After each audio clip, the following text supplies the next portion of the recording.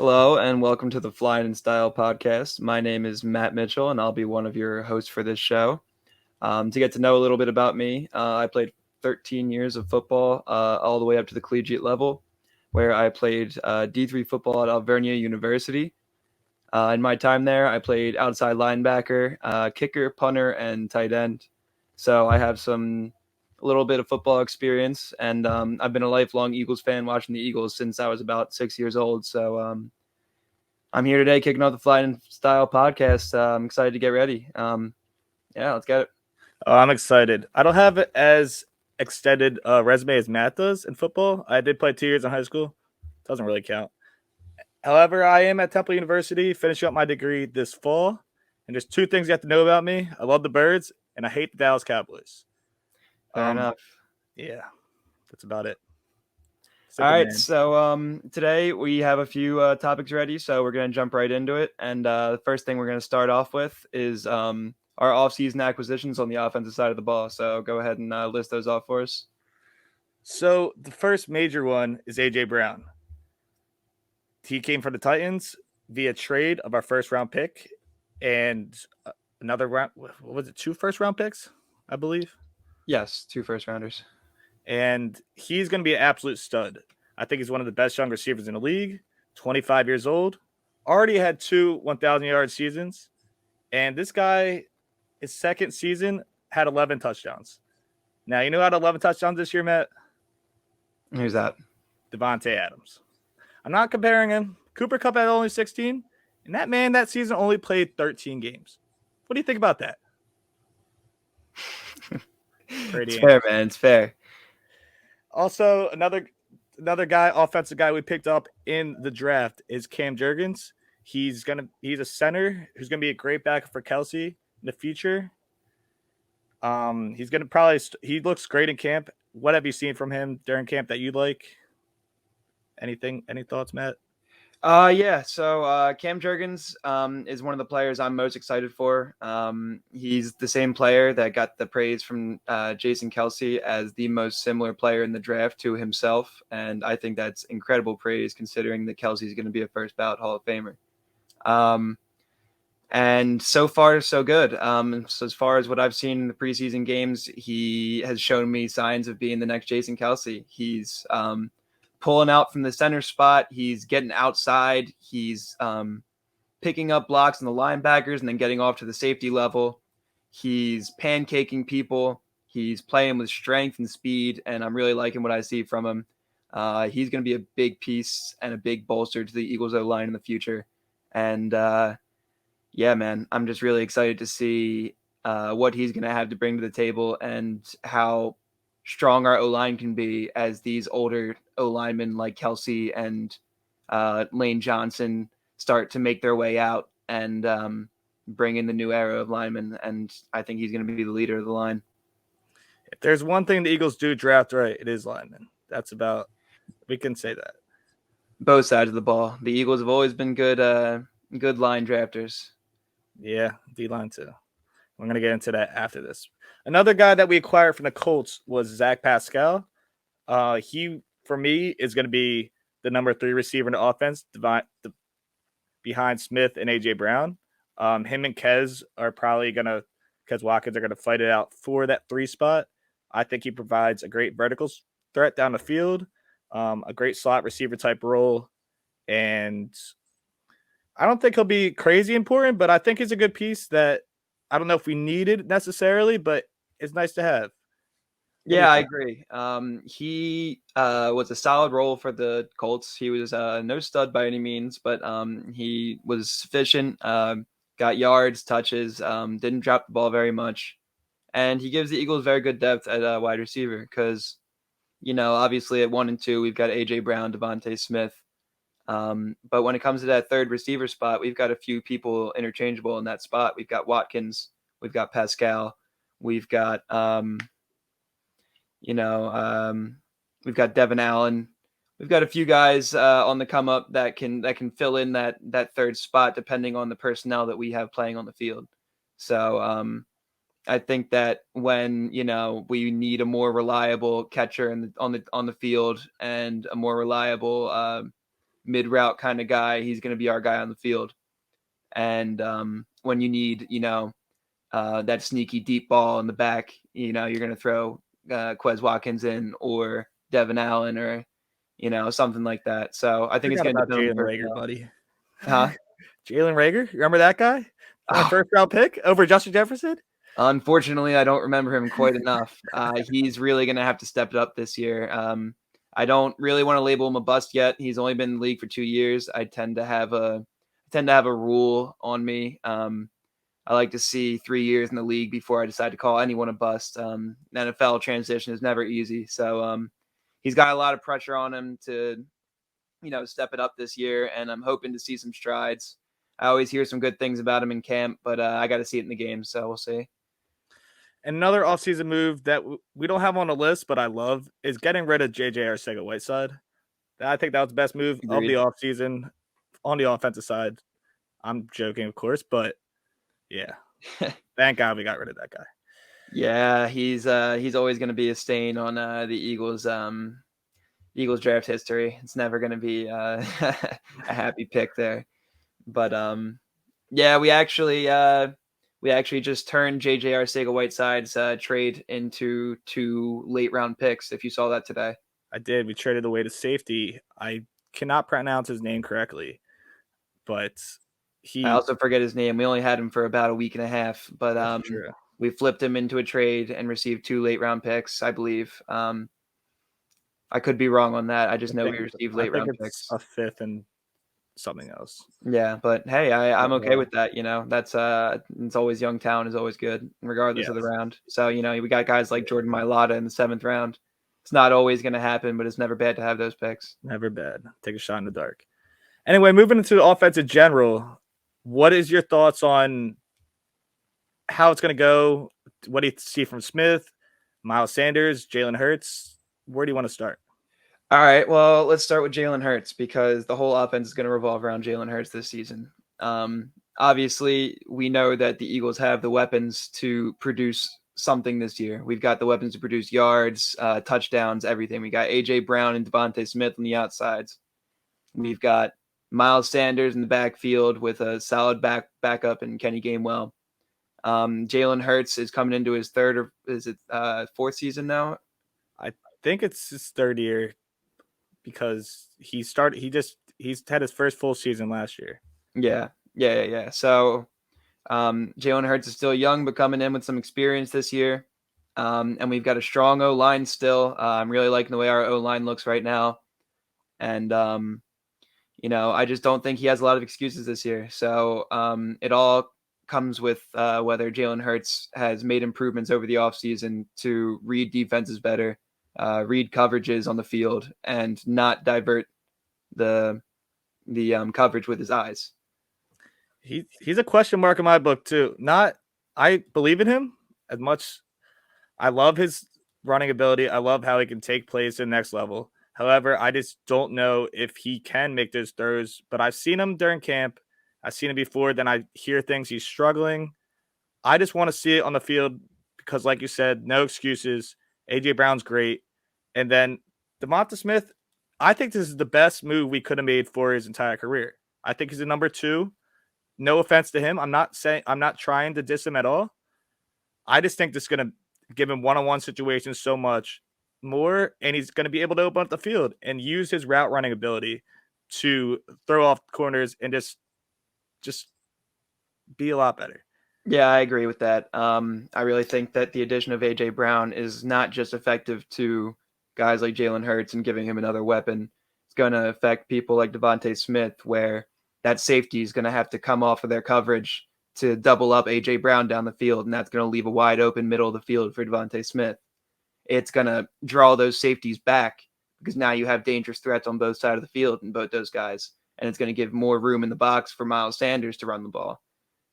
It's really going to make an impact on the offense in a lot of ways that people aren't really thinking about yet, and I'm really excited to see how much of an impact it's really going to create. I think another one that both of those are great. Dallas Goedert is going to be matched up with linebackers 101. I'm excited to see that. I'm excited to see him be the safety blanket for Hurts no matter what. I know he could have strode up to AJ Brown, but There's going to be a safety over top of him. If he just gets one-on-one in the middle of the field or even a crossing route, I'm excited. I think Absolutely. he'll have a great season. We've got these wide receivers, but no matter what way you look at it, Dallas Goedert has always been his safety blanket. He was last year. He was his favorite target, and I don't think that trend's going to stop. Even though these guys like AJ Brown and Devontae Smith are super great, they're not going to be open every single play.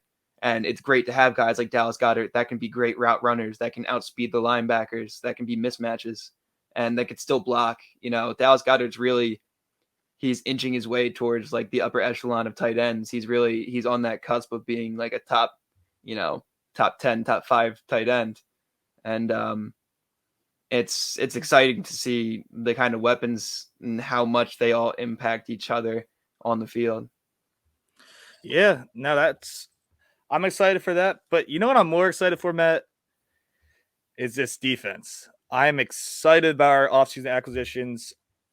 I'm in love with it. I want to just jump right into it. I know you love Jordan Davis. Give me a little something about Jordan Davis. That big boy. I told you, me and Steve have been friends for a long time. I've told him long before we started this podcast and into the previous college football season that if there were 2 players going into this past draft that I wanted, it was Jordan Davis and Nakobe Dean. And Howie Roseman managed to get both of them. And I'm proud of him as an Eagles fan for one of the first times in my life. And he really, really had a great offseason this year. Jordan Davis is just a massive human being. I think he's about 380, 385. I believe he's 6'8", about. I could be wrong about that, give or take an inch or so. Yeah. But given the size, he ran, I believe, a 4.85 40. 4.78. Isn't that crazy? 4.78 40. So talking about a 385-pound man running a 4.78 40. That's crazy. It's absurd. And the diversity that he's going to bring to the table is going to be incredible. He's going to be strong. He's going to be fast. He's going to clog up that middle of the field. He's going to be a big body to clog up that run. And on top of that, the biggest thing is that now all of our 3D tackles can be fresh at all times. We got Cox, we've got Hargrave, and we got him rotating at all times, and you can always keep somebody fresh, which is a really big thing to appreciate. Yeah, no, I'm in love with Jordan Davis. And you know how I don't love him. I don't think he'll be better, but you mentioned Nakobe Dean. I think he's a dog. I think he's never missed a game in college. He's the leader of that Georgia championship team that Jordan Davis was on with him. Agreed. Now, he does run a little – he almost had the same 40 as Jordan Davis, so I got a little nervous about that. However, he can bring it. He can bring the blitz. He had 5 I agree, and last season. Sorry to cut you off, but watching him play, this is where I feel that the combine can be a little deceptive. Seeing guys like Jordan Davis run a 4.78 is incredible, but when you see guys like Nakobe Dean run a similar 40, but then you watch them on game tape, it's just not the same thing at all. When I watch Nakobe Dean on the game tape, I see him flying around the field. He's everywhere. You see him in every play. He's always nose to the ball at all times. So, it's funny that you say that the 40 thing was worrisome because his speed is one of my favorite things about him. Now, he does have game speed. There's a difference. There's a difference between track speed and game speed, and he has that game speed, that quickness. My favorite part about Nakobe Dean, honestly, was in the red zone when his partner linebacker missed a tackle in the championship game, goes up to him, smacks him on the helmet, says it's going to be all right. And that guy ended up making a touchdown-saving tackle the next play. And I think he's just a leader. I think he's going to be great, man. I'm excited for him. I do too. And, it's been a long time since the Eagles have had a field general. Well, I shouldn't say that because we had Malcolm Jenkins, but it's been a long time since we've had a linebacker be the field general of our team. And it's something that I've been itching for as a fan for, years now. And I'm super excited to see it happen. Well, you want to talk about another linebacker that we acquired from the Chargers. His name's Kaiser White. This boy, you want to talk about eating up people, makes tackles. This man, according to NFL.com, they score it differently, but He had 66 solo tackles. Now, to put that in perspective for you, Bobby Wagner had 78. And I think he might be the best linebacker in the league. I don't know, that's a hot take, but I think he is. But he had the 8th most Maybe Darius combined. Leonard. I mean, yeah. But Bobby Wagner's like he's a king. He's Yeah. definitely top 3. I think he's not number 3, but but he had the 8th most tackles in the league last year. I think he's an underrated guy. I think the Chargers missed out on signing him. I think he wants to get paid. And I think I know we only have him on a 1-year deal, so we didn't have to do too much for him. But I think he's going to be great. I think he's not a sack guy because he only had 1 last year. And like in his career, I think he only has like a couple, but he gets tackles and he just flies around the middle of the field, eats up anyone in the middle. And anyone gets past our D line is going to have to go through him. Yeah, I'm absolutely. I think that the Eagles put him on a 1-year deal mostly as they didn't pull him on here to be some instant game breaker player. They brought him to be a reliable tackler that can make the plays that need to be made in the middle of the field. And I'm honestly I'm curious to see what the Eagles are going to do with their linebackers this year because they have once again they're starting to get a lot of depth at that position. They have Kaiser White and Davion Taylor. They have T.J. Edwards and Nakobe Dean. They can really swap those guys around and use different personnel and different skill sets to run different formations. Like if you got speed guys and Davion Taylor and Nakobe Dean, you can run some blitzes, like some blitz packages with that. When you know you need a reliable third down stop, you can put in Kaiser White and TJ Edwards to be those reliable guys that are going to make the smart plays. And it's going to be interesting to see what Gannon's going to do with the linebacking core this year. No, I'm very excited for that. And before we talk about our favorite player of the offseason, I want to talk about another great signing by the Eagles. The play opposite of Slay is James Bradbury from the Giants. That was a huge signing. I think he's gonna cover the number 2, and he's the number 1 corner on majority of teams in the league. Most teams, he's a number 1 corner, and it's just going to be demoralizing for teams to think that we can get Slay's over there. We can try to avoid him. Nah, you can't anymore. You've got 2 number 1 corners on each side of the field, which is incredible. No, I'm excited for him. If he plays anything like he did in 2018, where he was the best corner in the league, which he's dropped off, but the Giants defense, I don't want to get. He's absolutely had some struggles, but the Giants in general have been struggling as a team. Situations can change, but I've been loving what I've been hearing from him in camp. I've been hearing that him and AJ Brown have really been an iron sharpening iron type of deal there. I've seen some videos of them, with some pass breakups, some great catches from AJ Brown. They're really going back and forth, and I'm really liking what I see from him. I'm liking the energy that I see from him. Teammates are getting along with him. I think he's going to be a huge addition to the defense. No, I love that. And then before we go into Hassan Reddick, we got Jaquezi Tart. You guys probably know him as the guy that dropped the game-saving interception in that NFC Championship. But we got him on a veteran deal. He's an older guy, but he has experience. I think him and Maddox are going to be fine back there. I agree. I think Maddox is a super underrated slot corner. I do not think that he's, a number 2 corner. I don't think that he's, guarding your number 1 guy or number 2 guy. But in terms of when it comes to the slot, he's got the quickness to, move side to side with him. So I think people underrate him a little bit, and it's nice to have the depth to, switch them in and out if, depending on, the personnel that we're playing. And let's get into at least my favorite guy that we signed this offseason, and his name is Hassan Reddick. Shout out to you, baby. To you. My boy. He's I think if we use him right, Matt, he might get the most sacks, not only on the Eagles, but in this NFC. You stupid Aaron Donald. Watch out. This man is a beast.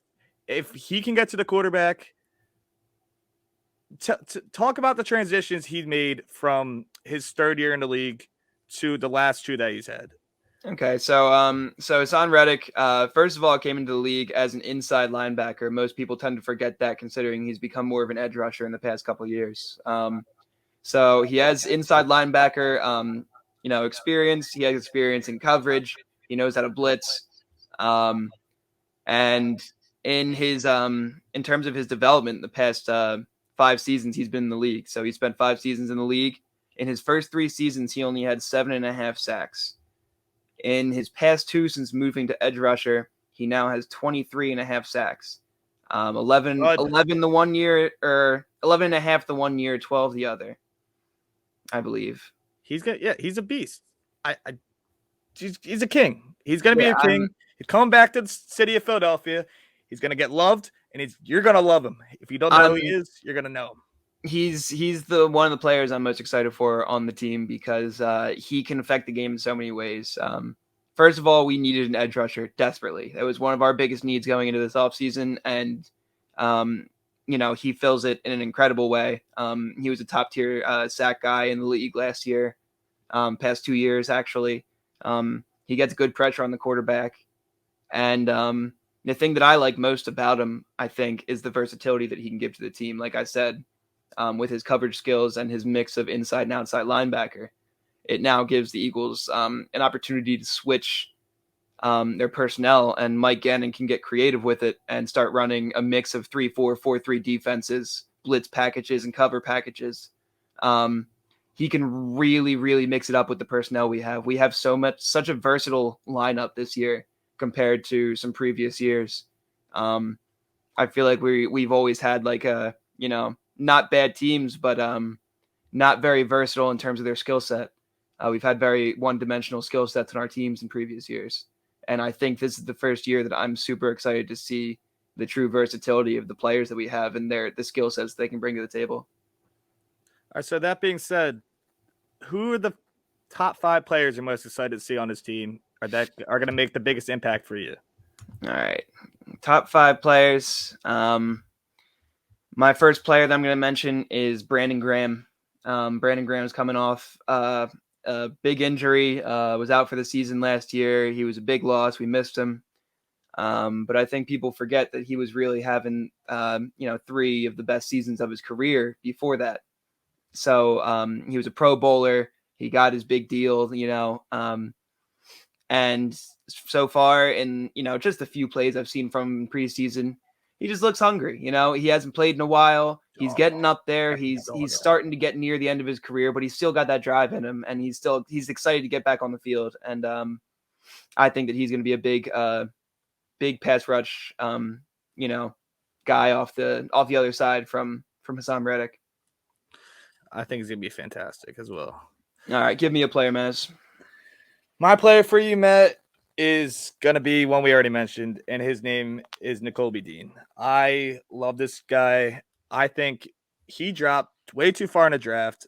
I did not want Devin Allen out of Utah. I wanted him. I wanted him in the first round. I would have taken him in the second round, and I almost cried when we didn't take him in the second round, but we got him in the third round.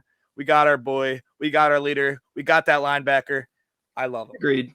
Howie was really kind of a wizard for that one. I wanted him. I agree. I wanted him in the first round. And anything past that point, I was just praying that we were going to grab him. But not only did Howie manage to get Jordan Davis, but then he went and get Cam Jurgens in the second round. Then he went and got Nakobe Dean. He really did. He did a good job with this one. No, I'm trading up for Jordan Davis. I heard rumors if he didn't trade up to that 13th or 14th pick, the Ravens had the pick after. I think they were going to take him instead of Kyle Hamilton. It's very rare that teams trade up in the draft if they don't know that somebody's going to take them. Why would you? It doesn't make any sense. So that definitely, that's understandable.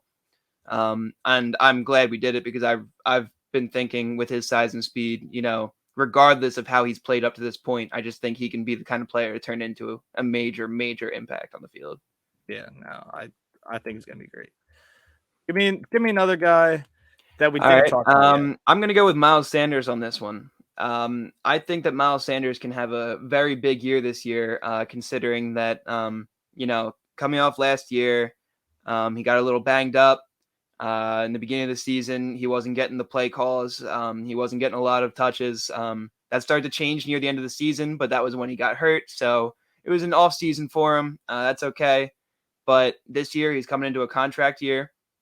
He's coming in with a fully healthy O line. He's coming in fully healthy, and he's got a lot to prove. I've been hearing some bad things about him in camp. He's dropping a lot of balls. They're starting to get a little bit worried about that. There's a few concerns with him in terms of just like the logistical stuff, but I think that he's in a prime position to have the best season of his career. He's coming off all of his seasons. I would imagine he has a yards per carry average over 4 yards in his career, and he's not a bad running back. He just he's been getting hurt. He hasn't been catching the ball. I think that he has a lot to prove this year, and he just needs to go get that money. Does him not have any touchdowns last year scare you at all? No, it doesn't. I don't think that that's necessarily a problem. I mean, it's not a good thing.